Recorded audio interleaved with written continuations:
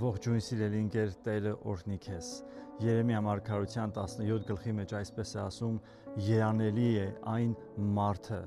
որ Տիրոջը կապավինի եւ որի հույսը Տերն է, կամ գրված է օրհնյալ լինի այն մարդը։ Այսօր արդյոք դու երանելի ես, արդյոք դու օրհնյալ ես, եթե դու վստահում ես Աստծուն ու ապավինում ես Տիրոջը եւ քո ամբողջ կախվածությունը դեպի երկինքն է ու երկնքից են քո սպասումները, դու երանելի ես եւ օրհնյալ ես։ Կապ չունի մարդիկ ինչ են ասում, կապ չունի այսօր ինչ որ մեկ ինչ որ մի բան կասի քո կյանքի համար, դա էական չի։ Մի կողմ գցիր ամեն բան, որովհետեւ քո հույսը Տերն է։ Երանելի ես, դու օրհնված ես, դու սիրելիս, եթե Տիրոջը քո կյանքի մեջ դարձել ես ապավեն։ Սուրբ Գիրքը ասում է, որ Աստված իրեն հուսացողներին երբեք ամոթով չի թողնում, սիրելիներս, երբեք Աստված իրեն հուսացողներին ամոթով չի թողնում։ Սիրելիս, հենվեք Աստծո վրա, վստահեք Աստծուն եւ կտեսնեք Աստծո փառքը։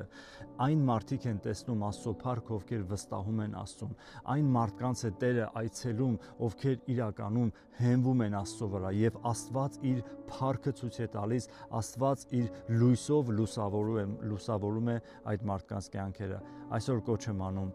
հենվեք Աստծո վրա, վստահեք Աստծուն եւ ամեն բան ասեք Տիրոջը, որովհետեւ ամեն բան գիտի Տերը եւ բոլոր պատասխանները իր մոտ են։ Տերը օրհնի քեզ, մաղթում եմ լավ օր, օրհնված օր, սիրեք Տիրոջը, հենվեք Աստծուն։ Հիսուսի անունով եղիր օրհնված։ Ամեն։